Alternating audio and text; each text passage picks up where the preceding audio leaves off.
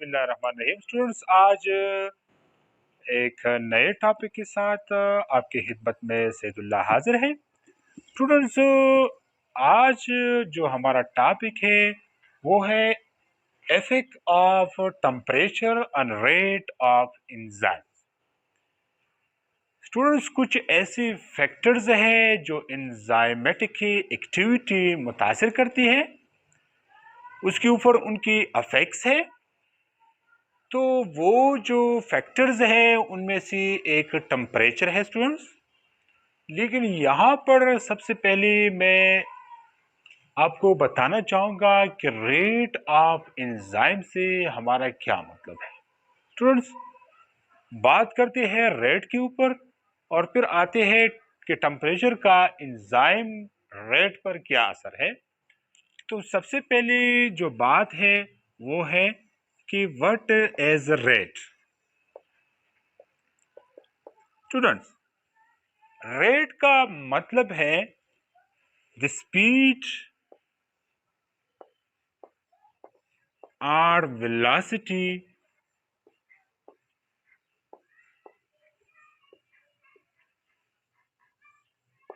with which the concentration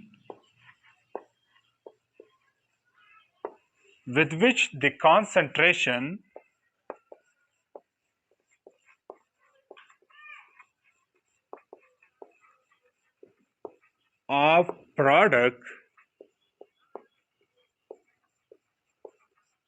change or the concentration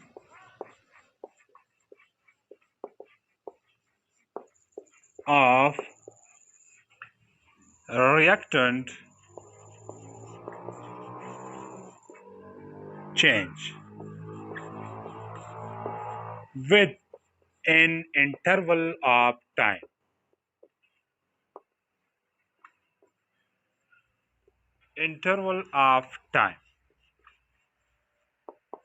students, वक्त के साथ साथ अगर प्रोडक्ट की कंसंट्रेशन में या रिएक्टेंट की कंसंट्रेशन में चेंजेस आते हैं तो वो बेसिकली हमारा रेट होता है।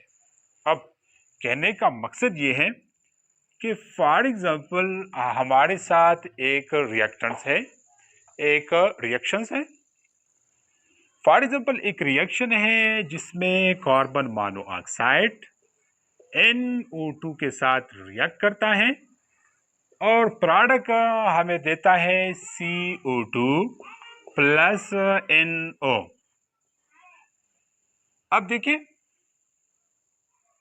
यहां पर होगा क्या, रेट से यहां पर हमारा मतलब होगा, रेट से हमारा मतलब होगा कि प्रोडक्ट फॉर्म, प्रोडक्ट कंसंट्रेशन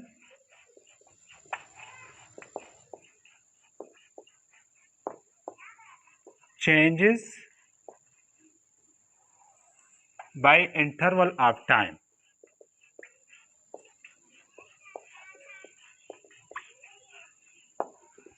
अब देखिए यहां पर होगा क्या कि फॉर एग्जांपल द concentration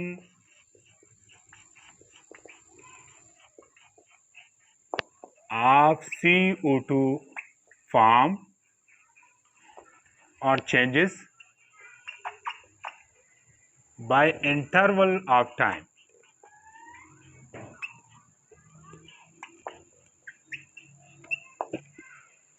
या for example CO2 form rate is equal to CO2 divided by interval of time. Students, ये हमारे साथ रेट शो करता है कि CO2 कितने टाइम में जो है वो प्रोड्यूस होता है, तो ये हमारा रेट है। अब ये हमारे साथ एक प्रोडक्ट हो गया। सिमिलरली अगर आप रिएक्शन के टर्म में लिखना चाहें तो भी आप लिख सकते हैं for example the concentration of carbon monoxide disappearance like rate is equal to CO, जो हमारे साथ CO होता है CO, तो इसका concentration bye interval of time. अब देखिए यहां पर मैं एक साइन लगाऊंगा माइनस का, जिसका मतलब ये होगा कि इसका जो कंसंट्रेशन है ये टाइम के साथ साथ रिड्यूस होता है। तो कहने का मतलब ये है कि प्रोडक्ट की फॉर्मेशन या रिएक्टेंट्स की disappearance with an interval of time, इनकी जो कंसंट्रेशन होती है तो वो हमारे साथ बेसिकली रेट होता है। जिस वेलोसिटी के साथ ये प्रोड्यूस होती है या ये डिसअपियर होते हैं तो वो हमारे साथ रेट होता है। अब देखिए एंजाइम का बायोलॉजिकल जो केमिकल रिएक्शन होते हैं उनके रेट पर इनका क्या असर है। टेम्परेचर बढ़ता है तो एंजाइम का रेट डिक्रीज होता है, या टेम्परेचर कम होता है तो भी एंजाइम की जो एक्टिविटीज है वो मुतासिर होती है। तो इसको तफसील से इसका मुताले करते हैं और देखते हैं कि टेम्परेचर का एंजाइम के ऊपर क्या असर होता है। अब देखिए टेम्परेचर, हमारे पास जो एंजाइम का स्ट्रक्चर था तो वो एक क्लू के तौर पर हमने एक ऐसा स्ट्रक्चर बनाया था। स्टूडेंट्स एंजाइम का ये जो पार्ट था ये एक फंक्शनल पार्ट था और इसको हमने एक्टिव साइट कहा था। क्या? Active site. अब इस एक्टिव साइट के अंदर यहां पर जो एमाइनो एसिड्स के चेन होते हैं, एमाइनो एसिड की जो यहां पर चेन पाए जाते हैं, तो अगर टेम्परेचर इफेक्ट करेगा तो वो इस एरिया को जो है वो इफेक्ट करेगा। फॉर एग्जाम्पल हमने पढ़ा है कि अगर टेम्परेचर बढ़ता है, इंक्रीज इन टेम्परेचर होता है, तो हमारे साथ प्रोटीन का स्ट्रक्चर वो क्या होगा? वो डीनेचर होगा। क्या होगा? डीनेचर, डीनेचरिंग की तरफ जाएगा। लेकिन यहां पर होगा क्या कि हमारे पास जो डिक्रीज टेम्परेचर होता है और एक इंक्रीज टेम्परेचर होता है, दोनों की अगर आप पीक वैल्यू समझ ली, पीक वैल्यू, तो इनके दरमियान एक ऐसा लाइन है जिसको ऑप्टिमम टेम्परेचर कहते हैं। क्या कहते हैं? Optimum temperature. So the optimum temperature is the temperature at which the enzyme work best। Enzymatic activity वहां पर बहुत अच्छी होती है तो उसको ऑप्टिमम टेम्परेचर कहते हैं। The temperature at which enzyme work best is called optimum temperature. अब इसका ये मतलब नहीं है कि अगर टेम्परेचर बहुत स्लो हो जाए तो एंजाइम काम नहीं करेंगे। एवं ये कि आर्कटिक स्नो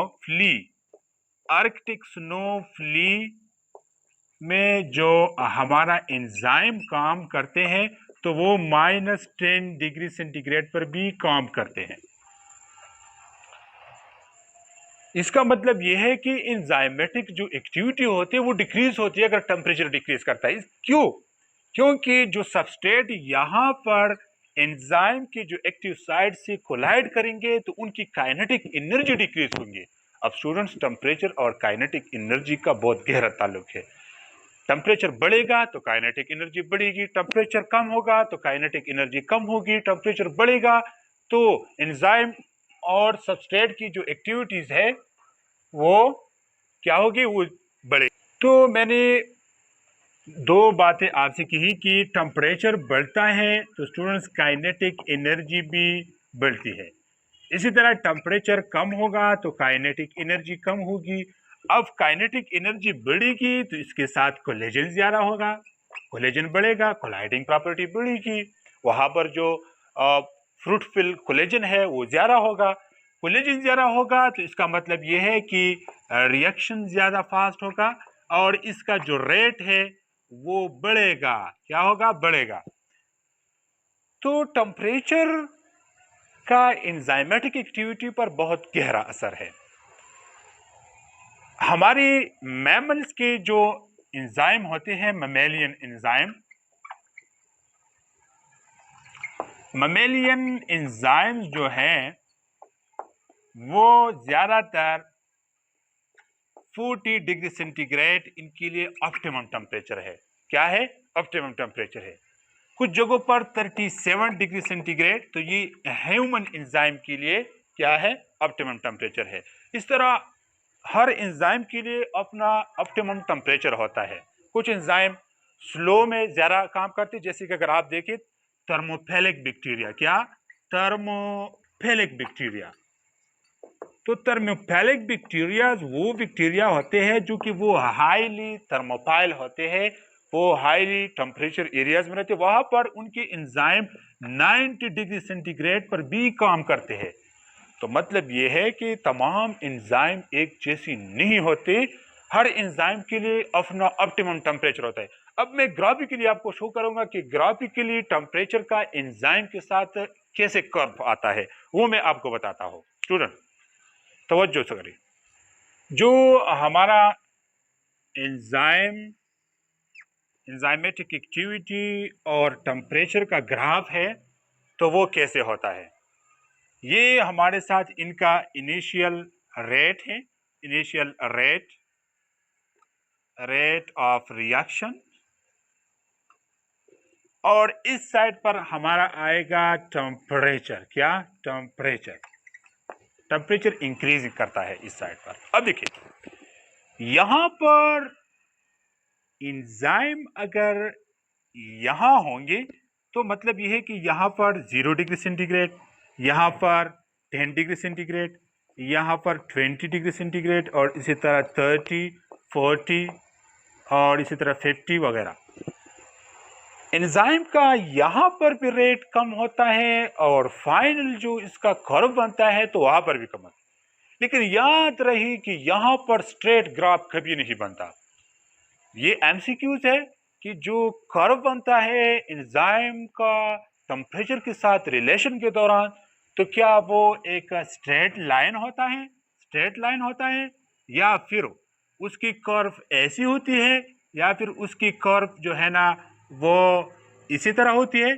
ठीक है स्टूडेंट, तो यहां पर ये जहन में रखें कि जो इनका कर्व बनता है ये इसी तरह बनता है।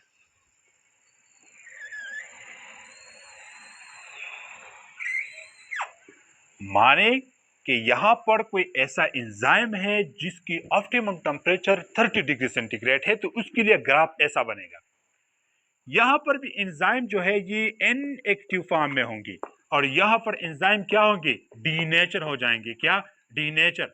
मतलब यह है कोई ऐसा एंजाइम है जिसके लिए ऑप्टिमम टेम्परेचर माने कि 25 डिग्री सेंटीग्रेड है, तो आहिस्ता आहिस्ता ये डिनेचरिंग की तरफ जाएगा। अगर फर्दर हम जो है टेम्परेचर इंक्रीज करते हैं, यहां तक अगर हम टेम्परेचर इंक्रीज करें तो इसकी कर्व बिल्कुल पीक पॉइंट या मैक्सिमम पॉइंट पर आएगी। क्या? मैक्सिमम पॉइंट या पीक वैल्यू, जो ऑप्टिमम वैल्यू है और ऑप्टिमम टेम्परेचर के लिए, तो वो ऐसे बनेगी। अब इस पॉइंट पर क्या होगा कि इस पॉइंट पर एंजाइम के साथ जो इनकी सबस्ट्रेट है वो मैक्सिमम कोलेजन करेंगे। क्या? मैक्सिमम कोलेजन यहां पर होगी, यहां पर मिनिमम कोलेजन होगी, मिनिमम, और यहां पर भी मिनिमम कोलेजन होगी। और ये आपको पता होना चाहिए कि एंजाइम जब डिनेचर हो जाए तो ये इरिवर्सिबल हो जाते हैं। क्या हो जाते हैं? इरिवर्सिबल। ज्यादातर एंजाइम ये इरिवर्सिबल हो जाते हैं जब उसकी डिनेचर हो जाती है, तो उसका जो स्ट्रक्चर होता है एमाइनो एसिड का, तो वो क्या हो जाता है? वो डिस्ट्रॉय हो जाता है।